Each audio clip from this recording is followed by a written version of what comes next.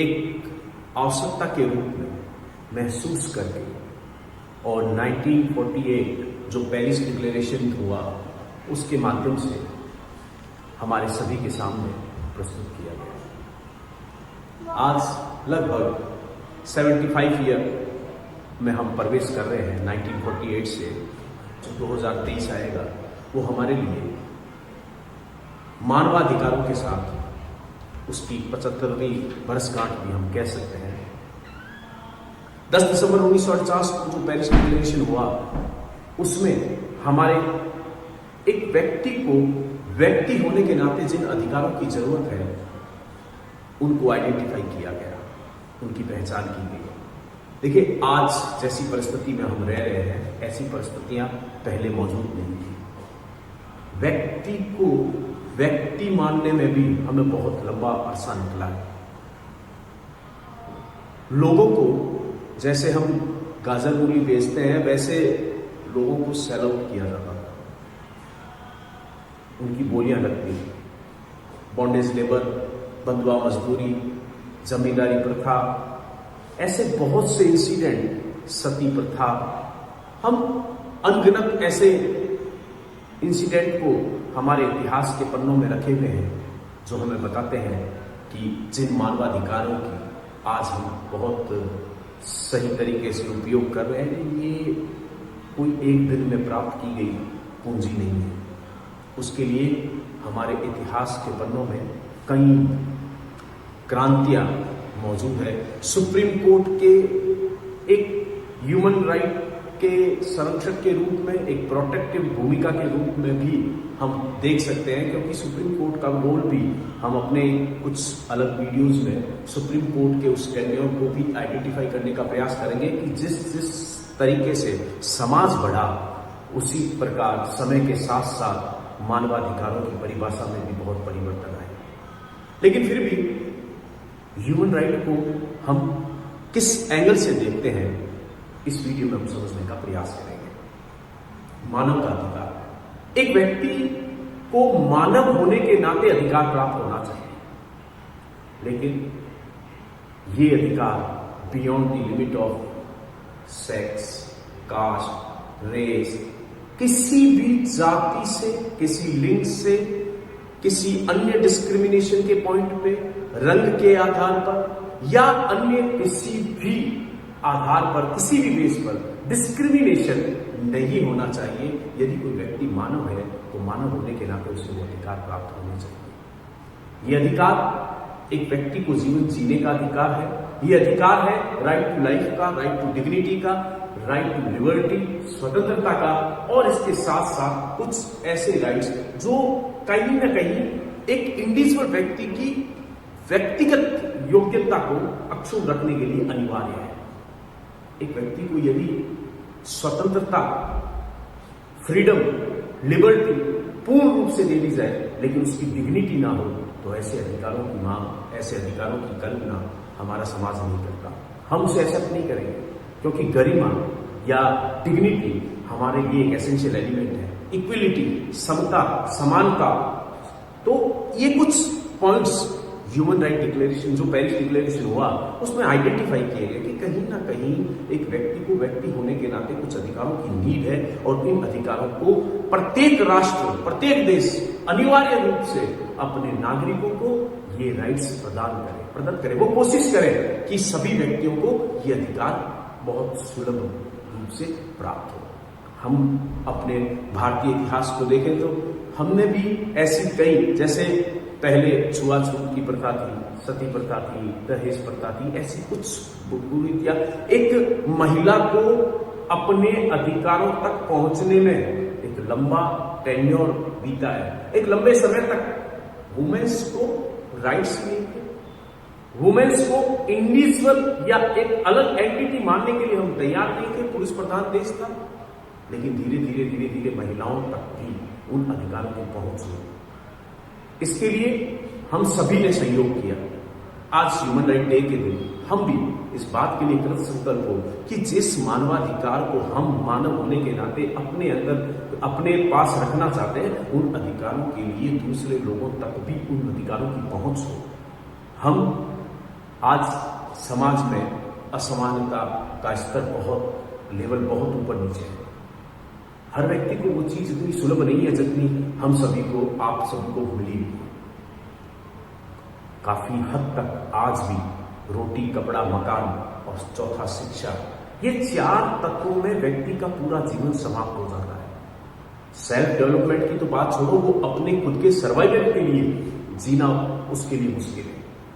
ऐसे दौर में हम आज ह्यूमन राइट डे मना रहे हैं और उसके 75 ईयर बीत चुके हैं, और उसी ह्यूमन राइट डे जो पेरिस डिक्लेरेशन थी उसको इन्फोर्स करने के लिए भारत ने 1993 में ह्यूमन राइट प्रोटेक्शन एक्ट तक पारित किया और एक कमीशन की स्थापना की, नेशनल ह्यूमन राइट कमीशन। इस नेशनल ह्यूमन राइट कमीशन का काम क्या था कि वो ये जो ह्यूमन राइट का वायलेशन हो रहा था, जैसे पुलिस एट्रोसिटीज है, कस्टोडियल डेथ है, इन सब पर निगरानी रखे और उनकी कंप्लेन को दर्ज करें, उनकी मॉनिटरिंग करें, उनका डाटा, उनको कैसे सॉर्ट आउट करना, इन सब के लिए एक व्यवस्था बनाई गई। कहने का मतलब ये है कि हमने कोशिश ये जरूर की है इन 75 सालों में कि कहीं न कहीं हम हर व्यक्ति तक मानवाधिकार की पहुंच कर सकें। भारतीय संविधान इस जो पेरिस डिक्लेरेशन है उसको इम्प्लीमेशन करने के लिए हमारा पार्ट 3 ऑफ इंडियन कॉन्स्टिट्यूशन जो है, जो हमें मूलभूत अधिकार प्रदान करता है, ये कहीं न कहीं एक तरीके से हमें इस बात के लिए पाबंद करता है कि राज्य सरकारों को इस बात के लिए बाउंड करता है कि वो हमारे इन मूलभूत अधिकारों का क्या करें, संरक्षण करें। देखिए, अधिकार बिना उपचार के उपलब्ध नहीं है। यानी कि यदि आपको कोई राइट्स दिया गया है लेकिन उसके साथ में ड्यूटीज नहीं है, उसके साथ में रेमेडीज नहीं है, तो फिर हम उस राइट्स से कुछ भी हासिल नहीं कर सकते। एक बड़ा हिस्सा समाज का, एक लीगल फील्ड में एक बहस बहुत लंबी है कि क्या अधिकार की ही बात की जानी चाहिए। हम भी कई बार ये बात करते हैं कि ह्यूमन राइट डे पर हम आज मानवाधिकार की बात कर रहे हैं, लेकिन प्रॉब्लम जो है वो ये नहीं है कि मानवाधिकार कौन से और किनको आइडेंटिफाई। काफी हद तक हमने मानवाधिकारों को हासिल किया है और मानवाधिकारों के आधार पर हमने अपने आप को सही करने का प्रयास भी किया है, और राज्य सरकारें भरकस प्रयास करती है। सरकार या सत्ता में जो भी सत्ताधारी लोग होते हैं वो कहीं ना कहीं हमारे अधिकारों के संरक्षण के लिए, और मान लो वो संरक्षण नहीं कर पाते हैं तो सुप्रीम कोर्ट उस संरक्षण को हमारे सामने प्रस्तुत करती है। LGBT राइट्स, आपके इथोनेशिया, पैसिव इथोनेशिया और ह्यूमन राइट के अदर पहलू, right to privacy, right to education, absolute right to livelihood, ये सब चीजें धीरे धीरे हमारे आर्टिकल 21 के आधार पर कुछ चीजें हमें प्राप्त हुई, कुछ अलग इंटरप्रिटेशन ऑफ लॉ जो चेंज करके किया गया। इन सब के माध्यम से हमने अपने मानवाधिकारों को बहुत हद तक रिफाइन करने का प्रयास किया है। और भारत, ऐसी बात नहीं है, हालांकि कुछ डाटाज यदि हम देखें तो कुछ ज्यादा अच्छी स्थिति हमारी मानवाधिकारों के संरक्षण के मुद्दे पर नहीं है, लेकिन फिर भी हमने कोशिश जरूर की है और इस प्रयास में हम आगे भी सफल होंगे। लेकिन एक बहस की अधिकार से ज्यादा इंपॉर्टेंट है दायित्व की चेतना, अवेयरनेस ऑफ द ड्यूटीज बहुत ज्यादा जरूरी है। क्योंकि हमारे साथ जो समस्या क्या आ रही है कि हम अपने अधिकारों के प्रति तो बहुत सजग हैं, उनको मॉनिटरिंग करने के लिए तो हमारे पास में बहुत साधन है, लेकिन हमारी ड्यूटीज को मॉनिटरिंग करने के लिए कोई भी ऐसा व्यवस्था नहीं है जिससे कि हम यह कह सकें कि हम अपने दायित्वों का अनुपालन करने में सही तरीके से काम कर रहे हैं। 1993 में नेशनल ह्यूमन राइट कमीशन की स्थापना की गई। 2001 में हमें राइट टू फूड मिला। देखिए, व्यक्ति को भोजन, राइट टू इंफॉर्मेशन 2005 में, ट्रांसपेरेंसी के लिए, ऐसे कई पहलू हमें मिले। लेकिन पेरिस डिक्लेरेशन में जिन महत्वपूर्ण बिंदुओं को उठाया गया उसमें इस बात का विशेष ख्याल रखा गया कि केवल व्यक्ति मानव है, यह मानवता हुए बिना मानव की कल्पना नहीं है। ह्यूमैनिटी के बिना हम किसी भी व्यक्ति को व्यक्ति नहीं मान सकते। हमारी जो सोशल स्ट्रक्चर है उसमें हम कल्पना करते हैं वसुधैव कुटुंबकम, सर्वे भवन्तु सुखिनः, अर्थात सभी व्यक्तियों में सुख की कल्पना हम करते हैं, सभी व्यक्ति सुखी रहे। पेरिस डिक्लेरेशन में 30 आर्टिकल लिखे गए और उनका उद्देश्य था, कुछ विशिष्ट चीजों के ऊपर उनका फोकस था। सबसे महत्वपूर्ण बात जो पेरिस डिक्लेरेशन में थी वो ये थी कि प्रत्येक व्यक्ति गौरव के साथ अपना जीवन व्यतीत करे। डिग्निटी जो है वो महत्वपूर्ण पार्ट है, और भाईचारे के साथ सभी व्यक्ति समान हो। हमने क्या किया, हम इनमें भेद पैदा कर दिए। धीरे धीरे ये जो असमानता है, ये इनइक्वालिटी है, इसने कहीं ना कहीं हमारे समाज को दूषित करने का हर संभव प्रयास किया है। हर व्यक्ति अपने को दूसरे से ऊंचा दिखाने के लिए काम कर रहा है। पेरिस डिक्लेरेशन का उद्देश्य ये था कि समाज में सरकारें इस बात का प्रयास करें हर व्यक्ति को स्वतंत्रता हो, लेकिन वह अपनी स्वतंत्रता की आड़ में किसी दूसरे की स्वतंत्रता को भंग नहीं करे। गौरव के साथ जीवन यापन। दूसरी बात, जाति, वर्ग, लिंग, भाषा और जन्म स्थान, समय, राजनीति, विचार प्रणाली, धर्म, अपनी अपनी विचारधाराओं के साथ जीवन जीना, ये सब अपने अपने स्तर पर व्यक्ति खुद अपनी इच्छा से करे। इन आधारों पर, इन बेस पर, इन ग्राउंड्स पर आप किसी के साथ असमानता ना करें। दूसरी विशेष बात कि जीवन यानी लाइफ, लिबर्टी, स्वाधीनता और व्यक्तिगत सुरक्षा, ये एक व्यक्ति का बहुत अनिवार्य अंग है। यदि आपने किसी व्यक्ति की व्यक्तिगत सुरक्षा, उसकी इंडिविजुअल फ्रीडम को समाप्त कर दिया है, अभी देखने में आता है कि हम लोग कहीं ना कहीं क्या करते हैं, हर व्यक्ति दूसरे को रूल करने की कोशिश करता है। उसकी जो सहमति की जो कंसेप्ट है, कंसेंट का जो मूल डेफिनेशन है, वो कहीं ना कहीं समाप्त है, वो दबाव में है, वो किसी दूसरे व्यक्ति के इन्फ्लुएंस में है। ये चीजें जो है, ये पेरिस डिक्लेरेशन का मेन चीज था कि व्यक्ति को व्यक्ति सुरक्षा, हर व्यक्ति को अब उसकी जो इंडिविजुअल राइट्स हैं वो उनको पूर्ण रूप से मिलने चाहिए। गुलामी प्रथा का अंत होना चाहिए। एक बहुत लंबा टेन्योर रहा है, आज भी आप देखते हैं मानव तस्करी होती है, ह्यूमन ट्रैफिकिंग एक बहुत बड़ा मुद्दा है। व्यक्ति के शरीर को बेच दिया जाता है, उसके अंगों को निकालकर बेच दिया जाता है, गरीबों के साथ इतना दुर्व्यवहार आज भी हो रहा है। और एक लंबा समय तो गुलामी प्रथा में बीता है, वहां पर दास प्रथा मौजूद थी, गुलामों के कोई राइट्स नहीं थे, इंडिविजुअल राइट्स उनके होते ही नहीं थे। जैसी राइट्स जो अधिकार देने थे वो खुद उनके इंडिविजुअल कुछ राइट्स नहीं है, जो उनके मालिक है वही उनकी सारी चीजों को क्या करते थे, रूल करते थे। तो गुलामी प्रथा का अंत, गुलामी व्यापार का अंत करना, ये इसका मुख्य उद्देश्य था। शारीरिक यातना, निर्दयता। देखिए, एक व्यक्ति ने जुल्म किया है और उसके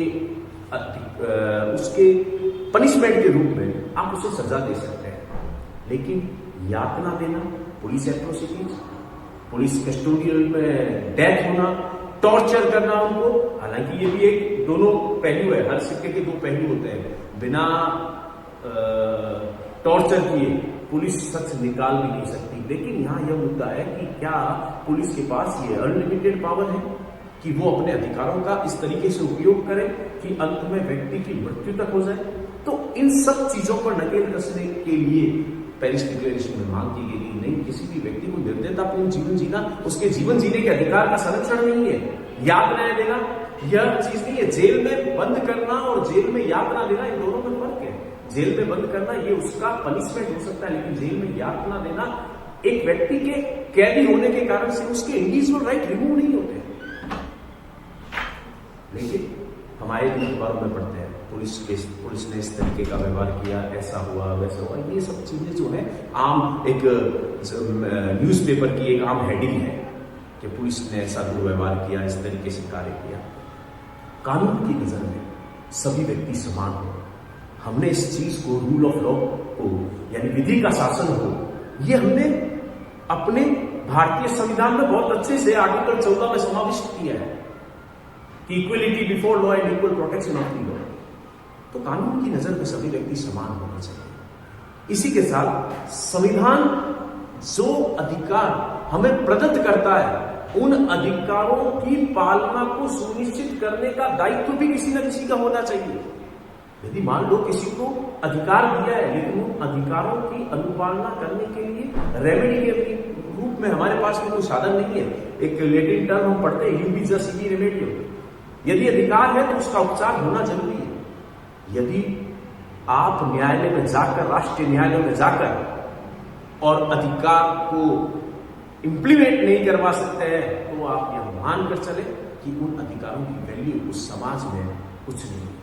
संविधान के उस भाग को, पार्ट 3 ऑफ इंडियन कॉन्स्टिट्यूशन को प्रोटेक्ट करने के लिए आर्टिकल 32 और आर्टिकल 226, ये दो टूल भीमराव अम्बेडकर साहब ने हमें दिए, क्योंकि उन्हें पता था कि execution of the right important है। पेरिस डिक्लेरेशन में इस चीज की, इस मुद्दे को बहुत अच्छे से उठाया गया। और इसी के साथ मनमाने ढंग से किसी के साथ दुर्व्यवहार करना, देखिए आर्बिट्रेरी किसी को गिरफ्तार, जैसे प्रिवेंटिव डिटेंशन एक्ट के तहत गिरफ्तार किया जाता, तो न्यायालयों का, सिस्टम का, सरकारों का यह दायित्व है कि वह अनावश्यक रूप से अपने सरकारी मद में, अपने पावर के मद में किसी को गलत तरीके से गिरफ्तार नहीं करे, नजरबंद नहीं करे, देश निकाला नहीं दे। ये चीजें पहले आदतन हुआ करती थी। पेरिस डिक्लेरेशन में इन्हीं चीजों को आइडेंटिफाई किया गया और यह कहा गया कि कैदियों को भी अधिकार है।